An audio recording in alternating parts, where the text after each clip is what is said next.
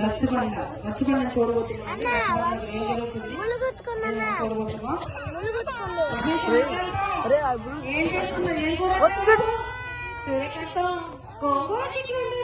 సరే కానీ పక్కింటి పంకజం పిల్లని చూసావు నిన్న ఫంక్షన్ కి ఎన్ని నగలు పెట్టుకుందో ఎంత స్టైల్ పోతుందో.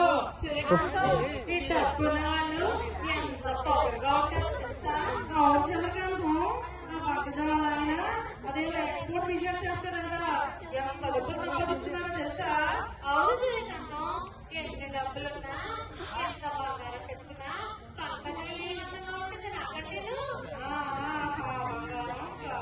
బంగ్లాలు అంతకంటే ఎక్కువ అనుకుంటాం. సరే కానీ మనకి బడ్జెట్ సమావేశం జరిగి చూసావా? చూసానమ్మా.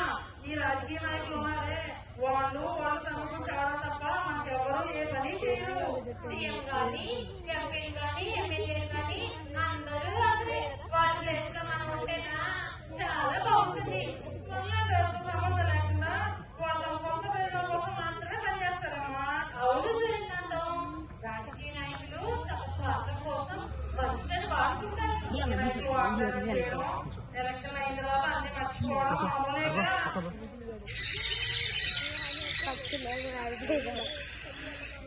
అమ్మో ఏంటి పక్షులు ఎంతగా ప్రవర్తిస్తున్నా ఈ రోజు? పదా వెళ్ళిపోతాం పదా. అరే ఎక్కడ తెచ్చా? అరే ఈ మధ్య వడ్డీలు పెట్టి చాలా రోజులు అయిందిరా.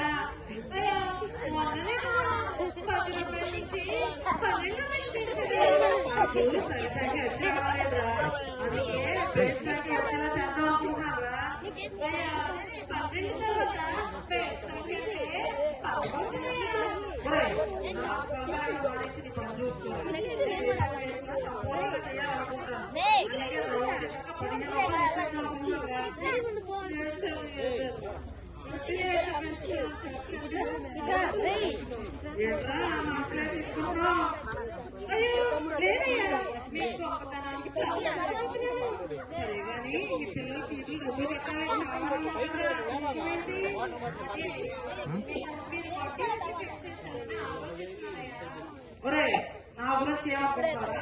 నేను మరి అంత చెడ్డోడు కదరా, అందరిలా కాదురా. నీకు అంతే చేస్తారా? నా దగ్గర నువ్వు 25 సంవత్సరాల నుంచి పని చేస్తున్నావు. అరే నీకు 25 సంవత్సరాలు పనిచేసినందుకు గాను 25 పైసలు తగ్గించి 14 రూపాయలు 70 పైసలకి ఇచ్చేస్తారా? ఏంటి 25 పైసలు తగ్గించేస్తారా? అమ్మ బాబాయ్ నా జీవితం ధన్యమైపోయింది. ఎంత గొప్ప సరేలేరా ఏదో పదన్నయ్యా వడ్డీ ఇవ్వడం లేదు. వసూలు చేస్తాం కదా.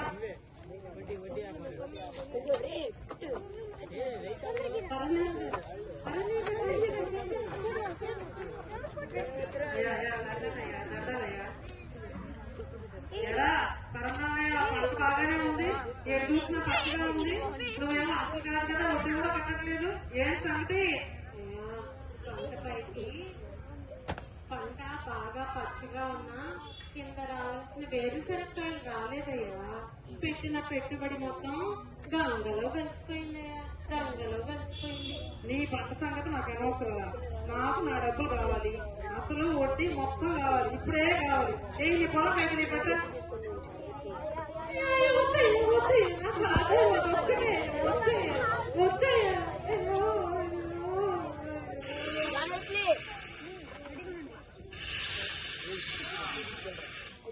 ఏంట్రా ఎప్పుడు ఆకాశం భయపెడుతుంది. సరే పద తొందరగా ఇంటికి వెళ్ళిపోతాం పదా. రమేష్ సురేష్ ఇద్దరు పట్టుమిత్రులు ఈ రోజు కలుసుకుంటున్నారు. సురేష్ ఎలా ఉన్నారా? పట్టణం నుంచి ఎప్పుడు వచ్చారా? చాలా కాలం తర్వాత వచ్చారా? నేను బాగానే ఉన్నాను రమేష్. నిన్ననే వచ్చాను పట్టణం నుంచి. 4 రోజులు ఉండివేద్దామని. దర్జాగా ఉన్నాను. మొదటిదాకా వ్యవసాయం చేశా, కలిసి రావడం లేదని వదిలేశాను. అవునా నా సంగతి తర్వాత కానీ నువ్వు ఇంటికి పట్టణంలో ఏం చేస్తున్నావా? నేను ఐటీ కంపెనీలో మేనేజర్ గా పనిచేస్తున్నాను. ఓ పెద్ద ఉద్యోగమే. ఇంటికి జీతం ఎంత ఉంటుందో? కటింగ్స్ అని పోను నెలకు 1 లక్ష రూపాయలు వస్తారా? ఏంటి నెలకు 1 లక్ష రూపాయలా? అవును రమేష్, దేవుడు నేను పడిన కష్టాన్ని చూశాడు.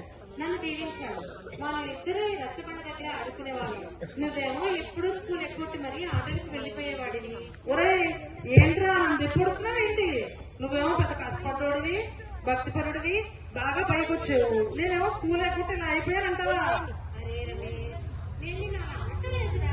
మీ అమ్మ నాన్న వాళ్ళు కూడా బాధపడేవాళ్ళు అంటే మా అమ్మ నన్ను బాగా పెంచుతుందంటావు, గాలిపోతుందంటావు. అయ్యో, నేను అలా అనటం లేదురా. ఎందుకు నన్ను తప్పుగా అర్థం చేసుకుంటున్నావు?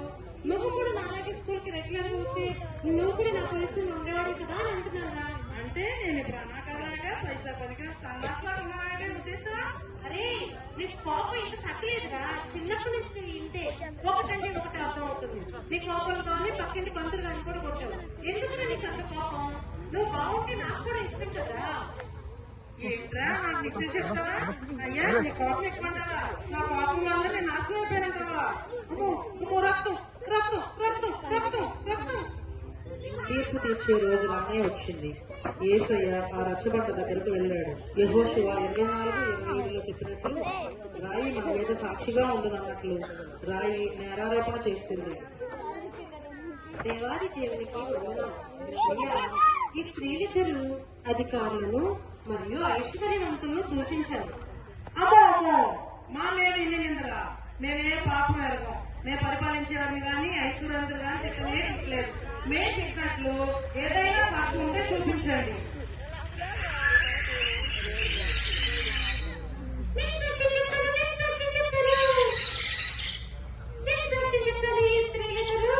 రాజులను ఐశ్వర్యవంతులను దూషించారు. ఏంటి పక్షి సాక్షి చెప్తారా? అవును. ప్రసంగి 10:20 ప్రకారం నీ మనసు నందైనను రాజులను శపించవద్దు, నీ పడక గదిలో నేను ఐశ్వర్యవంతులను శపించవద్దు. యారగా ఆకాశ పక్షుల సమాచారం కొనిపోను, రెక్కల గది సంగతి తెలుపుతున్న వాక్యం మీకు తెలియదా? అయ్యా మమ్మల్ని క్షమించయ్యా, ఎవరూ మా మాట వినటం లేదనుకున్నాం కానీ పక్షులు కూడా మాటకు లోబడి మా మీద సాక్ష్యం చెప్తాయని ఇప్పుడే తెలుసుకున్నామయ్యా. ఇంకెప్పుడు తప్పు చేయమయ్యా. అయ్యా, ఈయన పేరు వడ్డీ కాసిన సేతుగారు.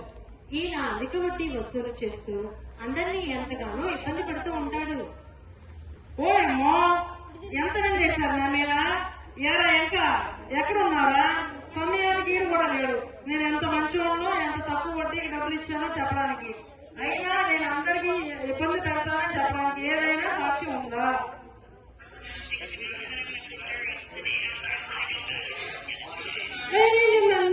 నేను సాక్ష్యం చెప్తాను. నేనున్నాను. అయ్యో ఓయమ్మో, ఎవరా నువ్వు? నేను తోలాకి. ఏంటి తోలా కూడా సాక్షి చెప్తుందా? అవును. హబక్కూకు 2:11 ప్రకారం వాడిలోని రాళ్ళు మొరపెడుతున్నది, దూలకులు వాటికి దగ్గరగా వచ్చుతున్నది అని వాక్యం తెలియదా? ఇది అన్యాయం. తోలా చెప్పే సాక్షితో నన్ను దోషించేయడం సరికాదు. ఇంకా ఏమైనా సాక్ష్యం ఉంటే చెప్పండి.